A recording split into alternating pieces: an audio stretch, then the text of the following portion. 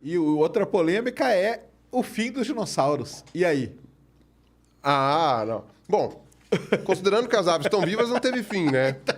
Isso aí. Porque, para quem não sabe, eu e Pirula, hoje a gente participa do Nerdologia, né?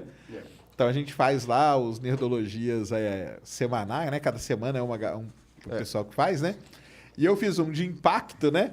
E falei lá, né, cara? Não, porque teve um impacto lá em Chicxulub e tal, que foi, né? Não é extinção, não foi aquele dia. Não foi aquele dia. Se bem que aquele dia é chamado o dia que os dinossauros morreram. O pessoal chama desse jeito.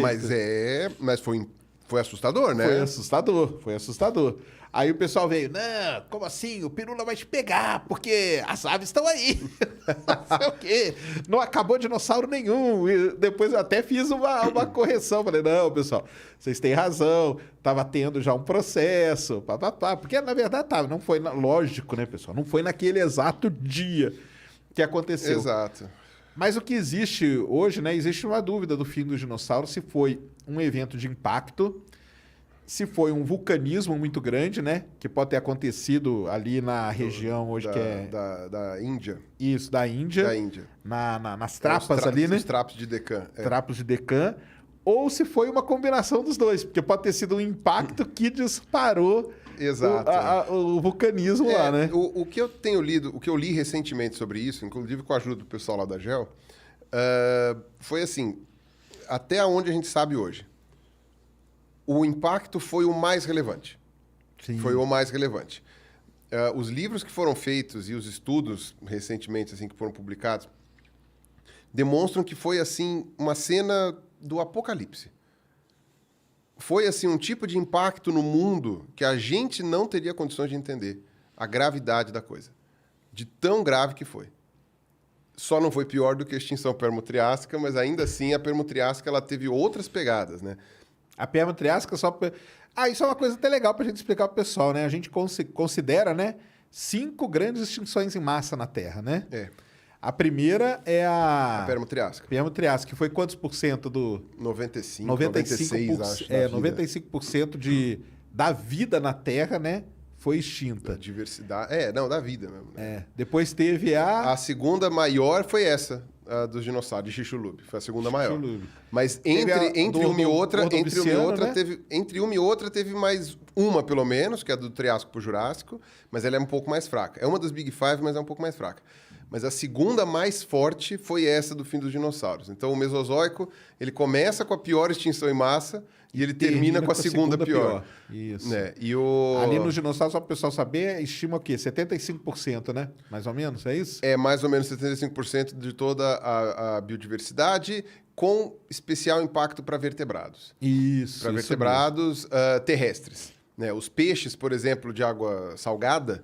Na verdade, não. Os peixes como um todo, peixe ósseo, né? Que estou falando, Actinopteris, tiveram um impacto muito pequeno. Sim. Né?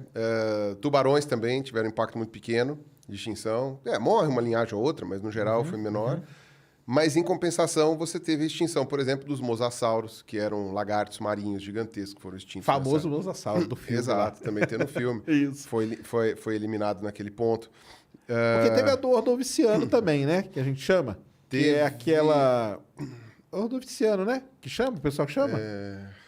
Que foi... do Só que o que ela foi grande... É do Ordoviciano. Foram duas no Ordoviciano. Isso, foram duas. Só que o que acontece, que pelo menos que eu lembro, é que foi uma grande extinção em massa, mas restou muita família, né? Isso. De bi. Então, aquilo lá continuou. Não teve tanto impacto por conta disso, né? E também tinha uma coisa, né? A gente tinha muito menos vida terrestre no Ordoviciano, isso, né? Então, a coisa era muito marinha. Isso. Qualquer coisinha que afetava a água, afetava tudo, né?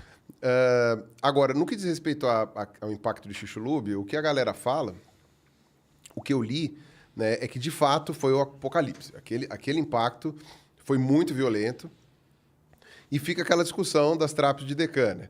Porque as trapas de Deccan, se não me engano, vai falhar a quantidade de a área. Mas ela pega praticamente metade da Índia. Praticamente metade mesmo. Assim, são milhões de quilômetros cúbicos de lava. Isso. Então é impossível que aquilo também não tenha causado um estrago monstruoso. Sabe? Se um vulcão que entra em erupção lá na Islândia, bloqueia todos os voos da Europa, já não sei o quê. Um vulcão entra em erupção aqui no Chile, a galera já não pode viajar para os Estados Unidos. Quer dizer, você já tem uma zona por causa disso, um vulcão, né? Imagina um que fez um derramamento suficiente para cobrir metade da Índia. Exato. Né? Então, e tem também um terceiro fator, que foi uma regressão marítima violenta. Isso. Que teve. Que ninguém sabe direito por que teve. A galera acha que foi o quê? Olha que louco, né? A sequência pode fazer bastante sentido. A galera acha que foi o assoalho oceânico sossegou. Uhum. Teve uma pequena pausa na produção, no tectonismo ali, né? Certo. Na abertura ali, na Mesoatlântica ali, na dorsal e tudo. Nas dorsais, assim, tal, não sei o quê, que é a parte que cria a placa, né? Isso. Então, uma é subdução, a outra é... ali é divergente, né? Isso, é a placa divergente, exatamente. Isso. Que a outra, que a subdução é quando... uma que entra embaixo da outra. Então, aí parou, e isso fez o quê? Isso fez o oceano... Pesou, o oceano deu uma afundada. Na hora que afundou, puxou. Se a piscina fica mais funda, o nível diminui, né? E aí o que acontece? Teve uma regressão marítima. A plataforma continental... que é a primeira parte, a parte mais rasa do oceano, que fica exposta quando abaixa o nível do oceano, a plataforma continental detinha, sei lá, 70% da vida marinha, né? Por ser a parte mais fótica, né? Perto da zona fótica, e aí também resultou aí num evento. O mais possível, né, agora, ou o asteroide causou as traps de Deccan. Isso. Mas o que eu li recentemente é que as traps de Deccan foi antes. Isso. Então, o que acontece? Um 500 mil de anos antes, teve as trapas de Deccan.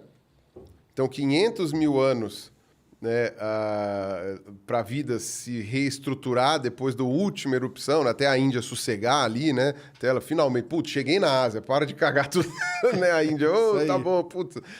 Né? Até terminar isso daí. E depois, 500 mil anos depois, aí veio cai um pedaço de pedra gigante do céu. E detona tudo, né? E aí o interessante é, o que sobrevive? Isso o que é legal. sobrevive, a gente observa alguns padrões. Porque o que acontece? A galera imagina que no final do Cretáceo você não tinha... A biodiversidade era o quê? Era dinossauro, o mosasauro, o pterossauro voando, e era isso, né? E as árvores. Isso é só pra gente voltar um pouquinho no filme. Uma coisa que o pessoal critica é que eles misturam muito dinossauro de época mistura tudo, diferente, né? Mas eles podem, né? Pode. Só que é aquilo, se for fazer por proporção de quantidade, deveria ser Cretacic Park, não Jurassic Park. Porque tem mais bicho do Cretáceo do que do Jurássico. Mas, seja como for, quando você vê quem sobreviveu, né, você tem que levar em conta qual era a biodiversidade do mundo no Cretáceo, no final do Cretáceo. E você tinha já praticamente todas as linhagens atuais. De vertebrados, pelo menos, e mesmo... Não, de invertebrado mais ainda. O invertebrado é mais antigo ainda. Você tinha todas as linhagens de vertebrados, de animais atuais, você tinha lá naquela época. Praticamente todas as linhagens. Inclusive, mamífero, você já tinha o princípio da divisão de várias linhagens de mamífero, até protoprimata. É interessante porque naquele filme Dinossauro, antigão, da Disney... um dos dinossauros ele é adotado por uma família de lêmures, né? De proto-lêmures ali, uma coisa assim. E é interessante, porque os primeiros primatas provavelmente se originaram ali. Né? Ou é o proto-primata. Vai chamar de primata aí é forçar a barra. Mas provavelmente surgiram até antes, que eram os bichos mais arborícolas e tal. Mas foram, obviamente, se desenvolver mais no Paleozoico, no Paleoceno. Mas várias linhagens já estavam presentes, praticamente todas. Então... tem até um autor que vai me falhar o nome agora, que ele dizia que se você fosse teletransportado para o Cretáceo, para o finzinho do Cretáceo ali, maastrichtiano, assim, 67, 66 milhões de anos, se você não tivesse a sorte de cair no meio de uma manada de, sei lá, de hadrossauros, você possivelmente ia olhar e não ver tanta diferença daquilo que você veria hoje. Você ia ver mamíferos pequenos, semelhantes a ratos, a musaranhos. Você ia ver árvores mais ou menos familiares, né? Samambaia, pinheiro, uma outra árvore com flor, talvez umas flores esquisitas. Você ia ver libélula, barata, mosquito, aranha, formiga, abelha. Você ia tudo lá. Sapo, você ia ver sapo, você ia ver lagarto, você ia ver cobra. Tudo bem, a cobra que tinha umas perninhas, provavelmente você ia achar esquisito, mas ia ver cobra, ia ver lagarto, ia ver tartaruga. Bom, tartaruga até não poder mais, ia ver crocodilo. Tudo bem, você ia ver uns crocodilos andando na terra, uns crocodilos esquisitos, mas você ia já ver a linhagem atual de crocodilo que já estava lá. Entrou no mar não ia mudar muita coisa. Entrou no mar, você ia ter... o Mosa, né? O Mosa, alguns plesiosauros, certo. Né, que era aquele com o pescoço mais comprido. Né? Exato. Uhum. Voando, você ia ver ave, mais ou menos como as que tem hoje. Né? Pato já tinha naquela época. Pato, sim, vai... não, era pato. Dá para chamar assim, da mesma família, né? Entendi. Ganso, né? Você tinha aves de outra família que foi extinta, mas que são parecidas, né? Umas aves com dente e tal, umas coisas meio estranhas, mas você ia ter já isso daí. E pterossauro. Aí o pterossauro ia ser esquisito. Você ia olhar e falar, pô, não, pera lá, tá, esse morcegão aí eu já não sei o que é. Mas, tipo, tirando isso, você ia ver tudo muito parecido. Que legal, né? Então, o que sobreviveu? Tudo. Se você for levar em conta, todas elas sobreviveram. Se a gente tem hoje, é porque sobreviveu. Exatamente. O que morreu? Essencialmente, tudo que tinha mais de 40 quilos. É que o pessoal fala os grandes, né? Tudo que tinha mais de 40 quilos morreu. O que faz todo sentido, porque o aporte de calorias necessário para manter uma criatura maior implicaria na falta dessa...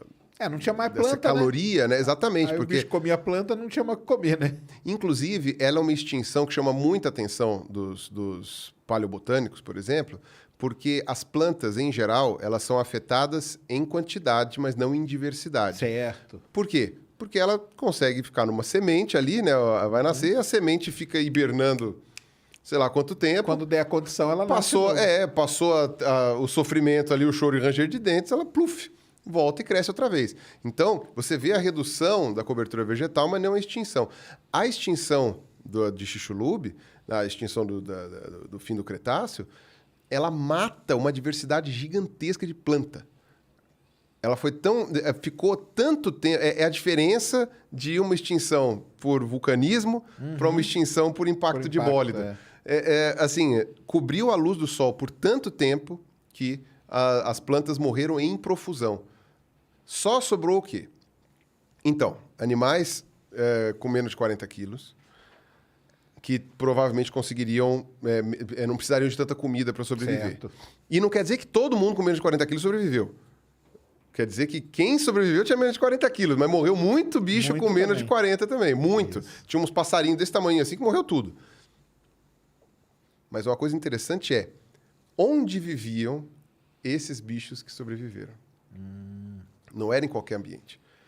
Por exemplo, a gente tem evidências por minas de carvão, por amostragem de carvão, que essencialmente todas as florestas pegaram fogo. Essencialmente tudo. A gente tem enormes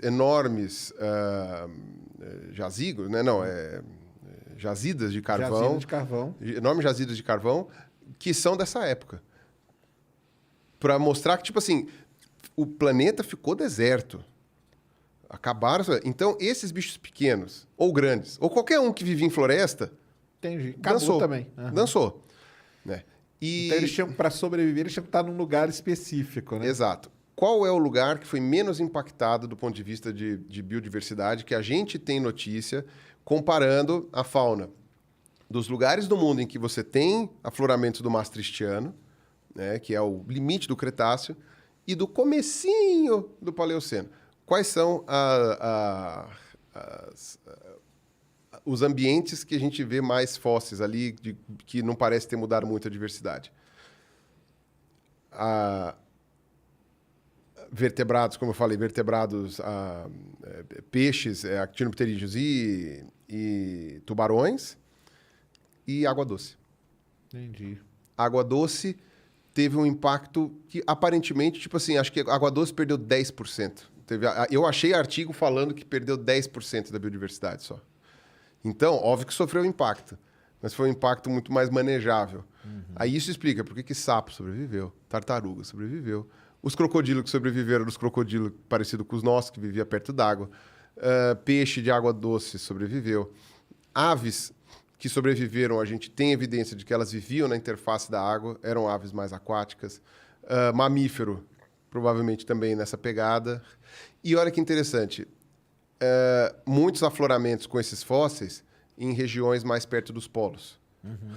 Que também possivelmente foram menos impactadas pelo meteoro por causa da condição de estar numa região mais específica ali do planeta, tal, enfim.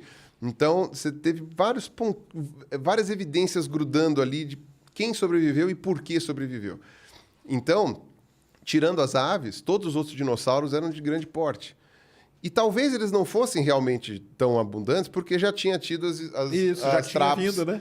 Já tinha vindo as trapos. A trapa de Deccan já tinha matado uma galera. E aí o que sobrou foi no asteroide. E aí vários desses bichos grandes foram pro saco. E ao contrário do que o pessoal pensa, não foi só dinossauro que foi extinto.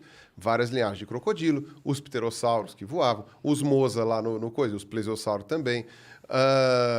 Algumas linhagens de mamífero, algumas linhagens de aves. Né, foi planta pra caramba. Né? Então, quer dizer, você tem nos oceanos, você teve aqueles moluscos que tinham, que eram uns polvos com umas conchas redondas, assim, né? Foram todos extintos. Então, quer dizer, você tem ali uma gama de vida que foi porque quando a gente fala até 75% da vida, né? Que a gente, quer dizer, tá tudo englobado ali, dinossauro e tudo isso tá junto, né? Exato. Quando fala em extinção, o pessoal fala isso, né?